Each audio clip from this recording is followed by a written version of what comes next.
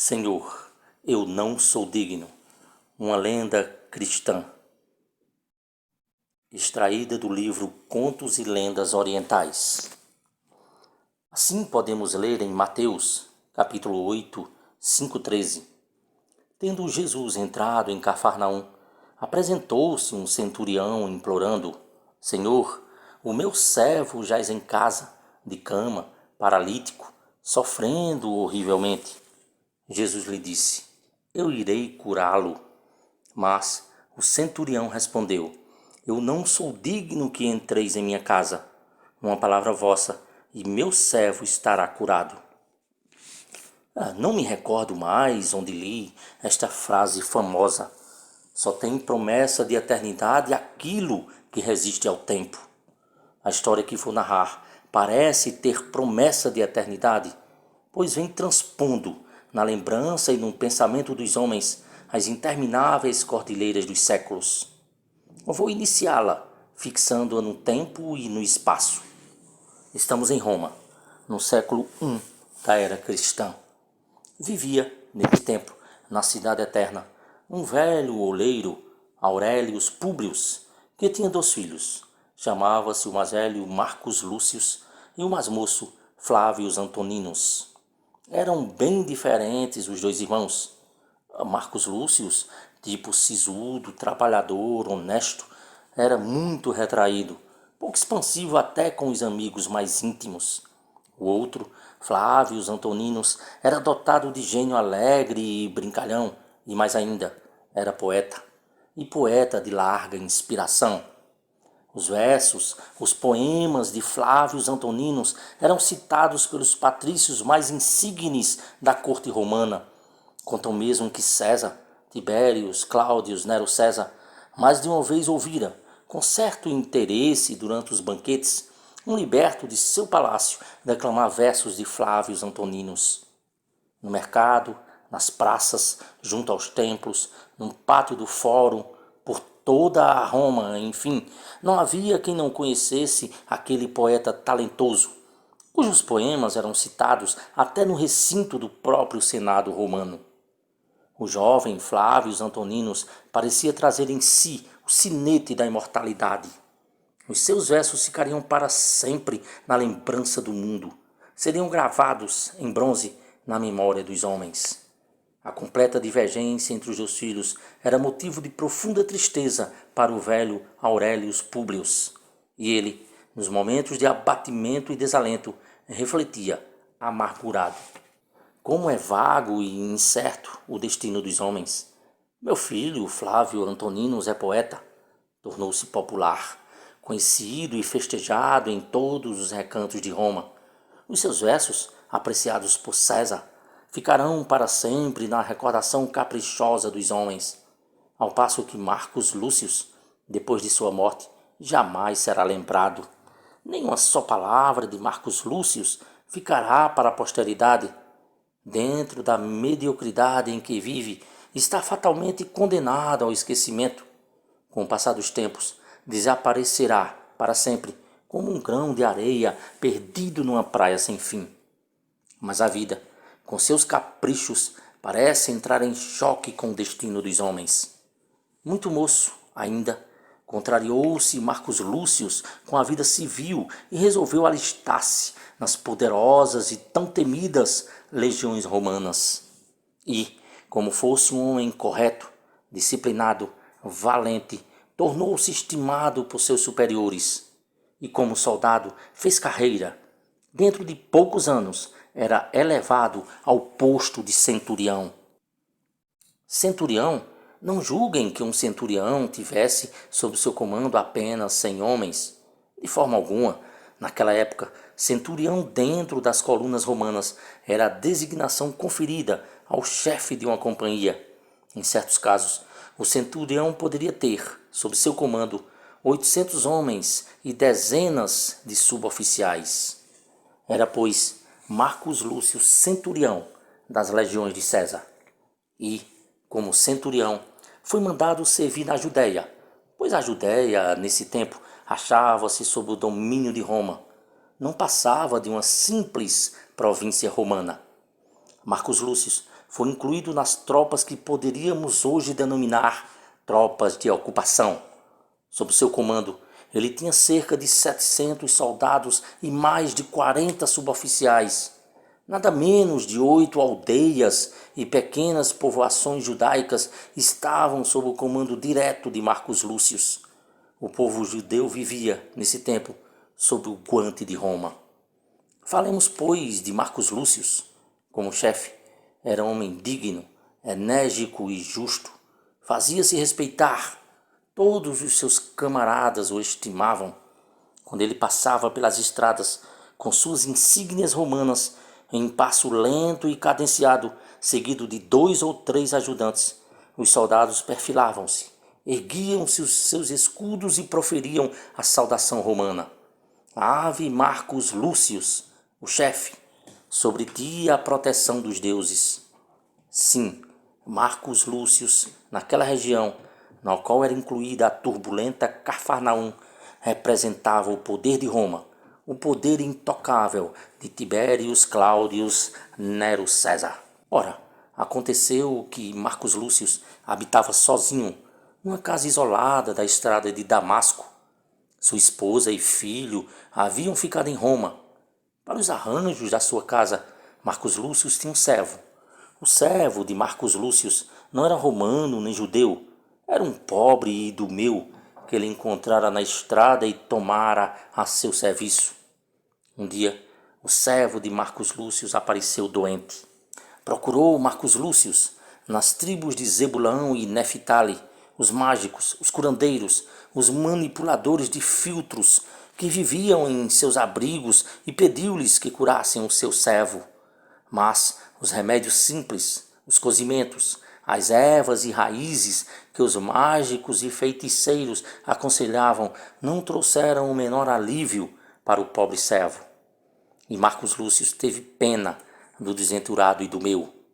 Convém não esquecer que um servo, mísero servo idumeu, naquele tempo, era mais desprezível do que um cão. A um simples gesto poderia Marcos Lúcio, o chefe, obter nas aldeias próximas 10 ou 20 servos sadios e perfeitos. Em muitas povoações era o centurião estimado, pois os velhos judeus sabiam que ele era um homem justo e bom. Não admitia, em caso algum, que os seus soldados praticassem cruezas, saques ou perseguições contra o povo dominado.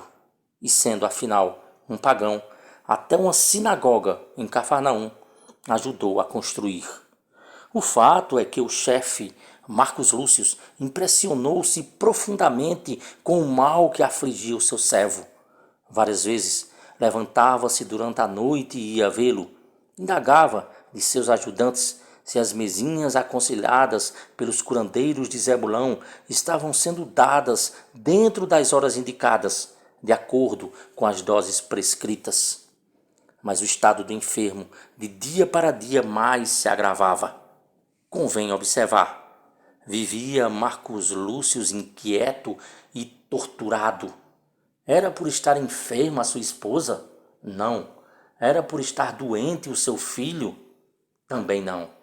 Ele sofria inquietação e angústia por causa de um servo.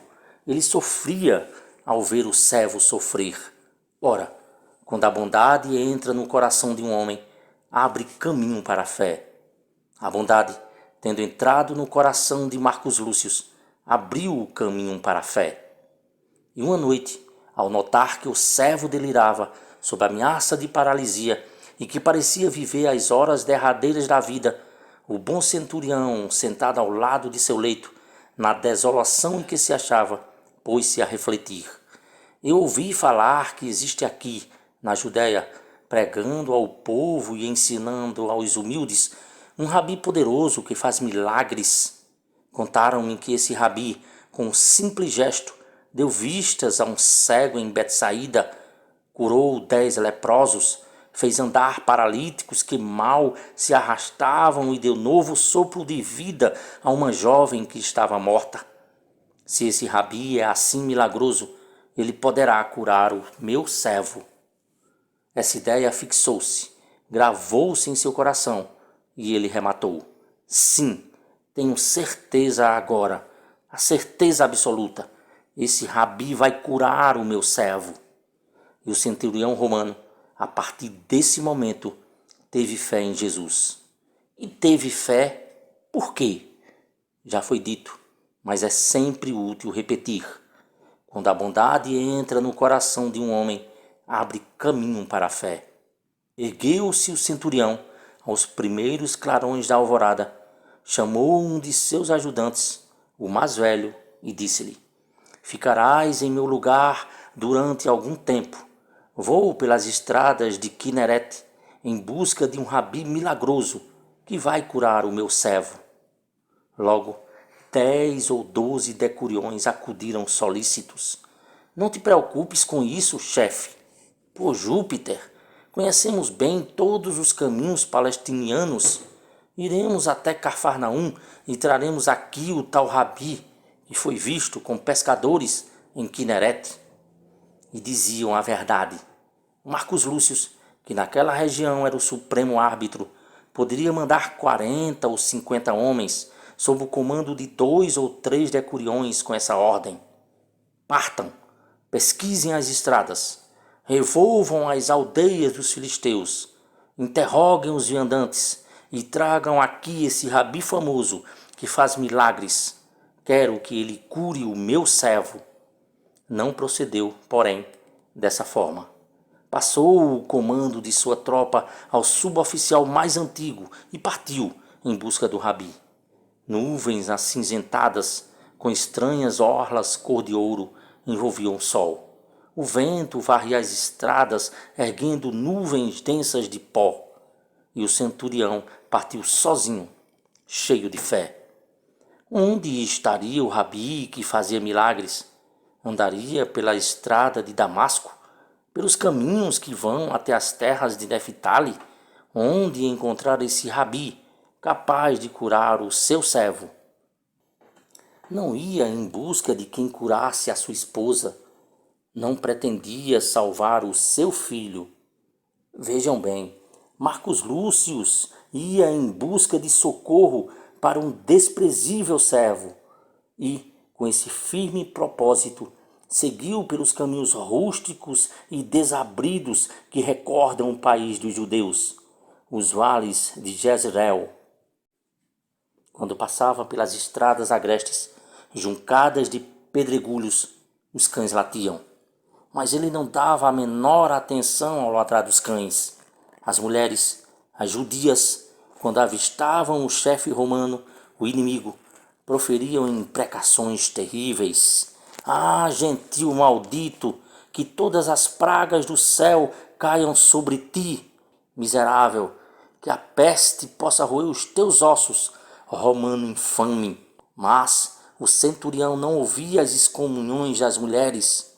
Os homens, quando divisavam ao longe a figura do centurião, levavam a mão sobre a túnica e apertavam o cabo do punhal. Ah, cão romano, cão miserável, se eu pudesse, romano, arrancaria o teu coração e faria a terra beber o teu sangue. Marcos Lúcius passava, porém, indiferente às ameaças dos homens. Ninguém, entretanto, ousava tocar naquele que era o chefe entre os chefes e trazia as insígnias de Roma. Se um exaltado agredisse, que desgraça, a aldeia seria totalmente arrasada. Não ficaria pedra sobre pedra e os homens torturados até a morte. Caminhava Marcos Lúcius impávido e sereno pelas estradas de Cafarnaum em busca do rabi. A sua marcha não era, nem de leve, abalada pelo latir dos cães, nem pelas maldições das mulheres, nem pelas ameaças dos homens. Ele ia em busca de Jesus, estava no caminho de Jesus. Ora, aquele que está no roteiro de Jesus não teme o latir da incredulidade, não se perturba com as pragas da descrença e não receia a ameaça do ateísmo. De repente, numa curva do caminho, à sombra dos cedros, viu Marcos Lúcio surgir um homem de fisionomia serena, acolhedora, bondosa, que se fazia acompanhar por vários outros. Era tal o esplendor que o rodeava, era tal a luminosidade de seu olhar profundo, que o centurião não teve a menor dúvida. Era o Rabi que fazia milagres sob o céu de Israel. Sim, era Jesus, nosso Senhor, que vinha acompanhado de seus apóstolos. Marcos Lúcio, o chefe, o romano poderoso, que tinha sob suas ordens centenas de homens, aproximou-se do Rabi, ajoelhando-se humilde a seus pés, e implorou: Senhor, curai o meu servo. Curai o meu servo. Respondeu Jesus, nosso Senhor, com serena e infinita bondade: Eu irei à sua casa, meu filho, e vou curar o seu servo. Acudiu prontamente o centurião: Senhor, eu não sou digno que entreis em minha casa. E repetiu com voz sufocada: Eu não sou digno que entreis em minha casa. E ajuntou: Uma palavra vossa, e o meu servo estará curado. Porque, Senhor, eu também recebo ordens e dou ordens. Digo àquele: para, e ele para. Digo para o outro: segue, e ele segue. Digo a meu servo: faze isto, e ele faz. E insistiu, ainda humilde, de cabeça baixa e voz trêmula: Eu não sou digno que entreis em minha casa. Uma palavra só, uma palavra vossa, e o meu servo estará curado. Ao ouvir isso, admirou-se Jesus e disse, voltando-se para os que o seguiam: Em verdade vos digo que nunca vi tamanha fé em Israel.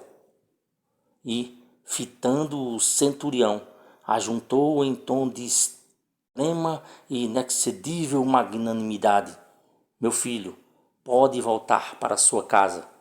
O seu servo já está curado. Neste ponto, fez o narrador pequena pausa e logo prosseguiu. Dos versos de Flávio Antoninos, o poeta, sim, o poeta que Roma exaltava, que César elogiava, ninguém mais se lembra. Os seus flamejantes poemas foram todos para o monturo infinito das coisas esquecidas. Mas as palavras humildes de Marcos Lúcio, Senhor, eu não sou digno, ficaram para sempre na lembrança dos homens. E até hoje, mais de 400 milhões de pessoas repetem todos os dias: Senhor, eu não sou digno. E sabem por que essas palavras tão simples resistem ao tempo e reafirmam a promessa de eternidade? Porque foram ditas com fé.